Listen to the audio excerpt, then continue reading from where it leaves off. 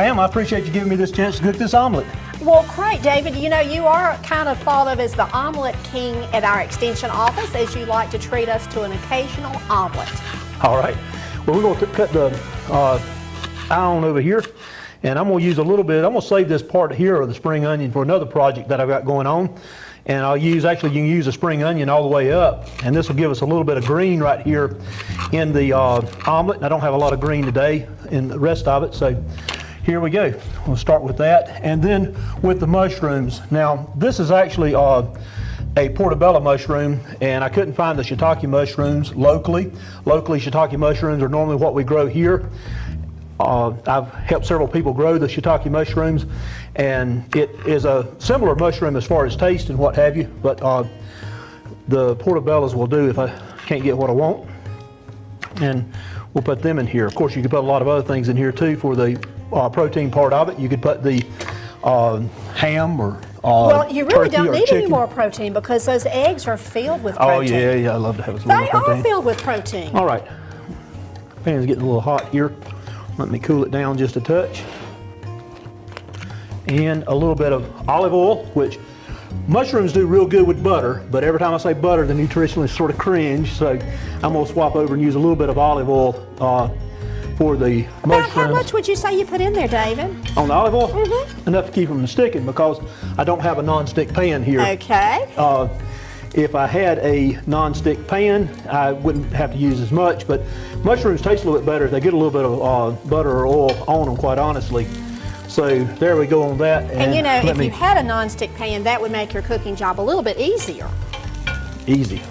Easier. Okay. Oh, easy. That's right. Omelets are very easy. All right.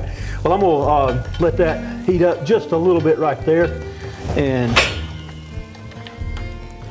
then I am going to get me a couple of other things set up here. We've got some of our goat cheese, which again, this is another fat, so you've got to be careful.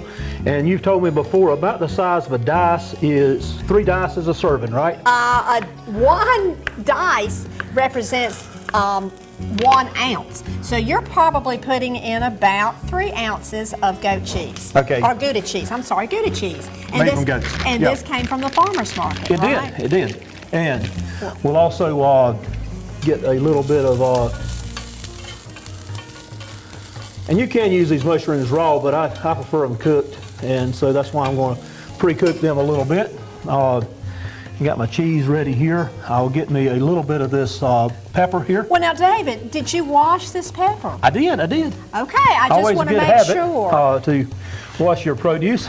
On those cherry tomatoes, I doubt they've been sprayed, quite honestly, but it's just a habit to get into. And I wash my hands too, Pam. Well, good. I know you don't make me sound that way, but it's really important that we It wash is. our produce and, of course, wash our hands. And the other thing that is not obvious yet, but it'll be obvious, I hope, is I'm trying to prevent cross-contamination from the eggs to the vegetables. We can't really be sure that we've not contaminated the vegetables if we're not careful.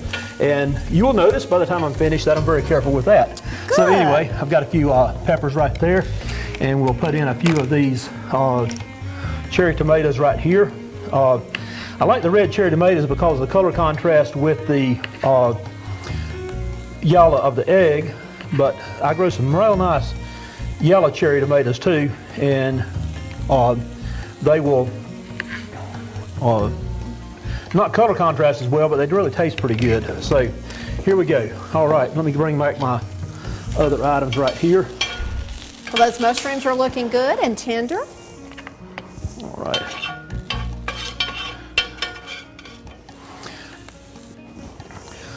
Let me move that so we can see it better. All right, now keep that heating up a little bit and get it hot enough to kill all the bacteria in there. Next thing we got to do is we got to crack the eggs. And Pam, you ought to learn how to crack them with one hand. Well, Right. David, I crack on the side of a container. So you're showing off and you're cracking on the cabinet. That's fine. Well, the little kids are impressed by this. Now, women normally not. My wife's never impressed with I this. am not impressed because you're going to have a greater potential or chance of getting eggshells in there. Oh my goodness, and those eggs are just rolling around your hand. Okay, That's why I'm gonna wash my hands. My hands are now think contaminated. that's I go to the sink and I wash my hands, and the counter is contaminated. So I will bring back a towel and wipe the counter A off. soapy towel. That's great, David. All right, there we go. Now, a lot of people will like to put water or milk or something in here, and I've seen people separate the eggs, egg whites, and milk and solve it, and all that, and it doesn't taste quite as good in my opinion. I like I to just agree use with this. you, but I This like is going to to give you add the some best taste. You can add milk or add water, or water is probably a better solvent, but anyway, if we get it going like that, Now- we are ready to put it in here. Our Cook Smart, Eat Smart book that we have in extension will give you some definite combinations and ideas. David, and I guess you're just kind of putting in whatever you have in the omelet. Yeah, if I have it and I want it, that's the two keys. Oh, if you have it and you want it. Yeah, no other combination will work. You know, if you and you want to cut this back down and cool it back off, or you damage your oil a little bit there. Yeah, if you don't have it, you don't put it in there. If you have it and you don't want it, you don't put it in there. If you don't want it and don't have it, you don't put it in there. You know, so David, that didn't make a lot of sense, but I think what you're trying to say is if it's in the kitchen sink, you'll use it, right? Nope. Okay. Anything but the kitchen sink. You're gonna get me throwing the kitchen sink in here yet? Okay.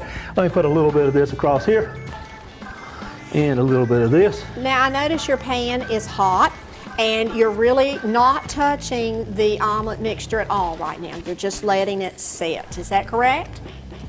That's it. You got to let it sit just a little bit of while here. And actually, I've got that end of the pan a little bit hotter than this end right here. Bring my stuff across here, divvying it up. And sometimes, you know, if one person wants an item and doesn't, I'll leave one side blank for them to use right there. But at this point in time, use a spatula, which a spatula would be good if it was a little bit longer than that, a little bit longer handle. I had a good one time, but it got away from me. So here we go. Flip it over like that, and push this on up on the eye to heat it a little bit more. And So you're let going to that do a heat. triple fold, almost an envelope fold? Yeah, I will. And don't worry about it if it falls apart. That's good, because it's good to have the vegetables invisible in sight. You know, if a few of them get kicked out here, I just throw it on top. Now, the real professionals, I'm an amateur pan, but the real professionals will take these non-stick pans and they'll cook everything on top of it, and when they flip it out on your plate, they'll sort of flip it over like Yes, that. That's impressive. I can't That's do that. impressive, okay. Yeah, I have to do it this way here. Give me another chance here to flip it the rest of the way. Well, you're impressive in the fact that you're doing a three-way or an envelope fold. A lot of times omelets are just folded in half. So Now, we want to make sure that's done, and we'll be ready to David, you can probably eyeball that, but if you wanted to use a digital thermometer, you would be cooking the eggs to about 160 degrees. 160, which if it's runny, it ain't 160. That's right. Might need to cook just another second. It's not ready yet. Time, patience on omelets. I Now, some know. other combinations that spinach is a good one. Use spinach and cheese inside of an omelet. That does an excellent job like that. I will also, like I said, use ham at times, chicken. I will use turkey. I don't like to use the beef or the venison. I have, you know, but they don't do quite as well as a Right. combination. Tomatoes, I love tomatoes, but if it's out of season during the winter and I've got some canned salsa, I might use salsa on that.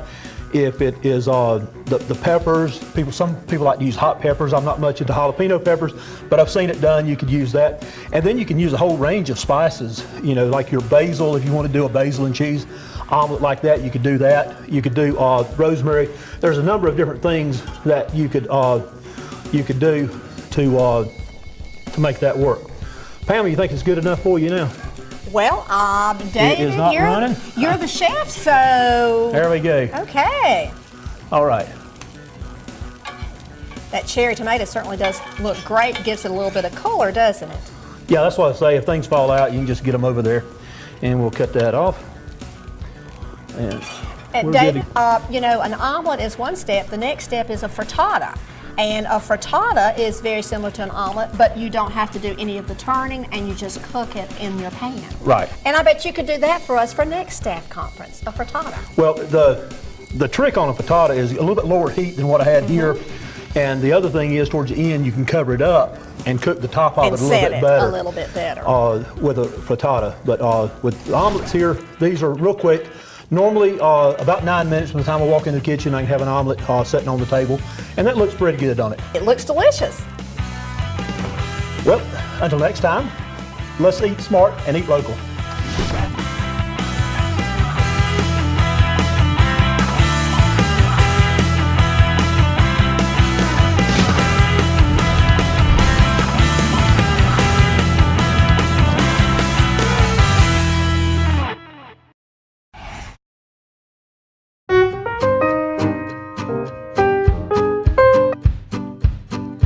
I know in my heart I've been a lucky one.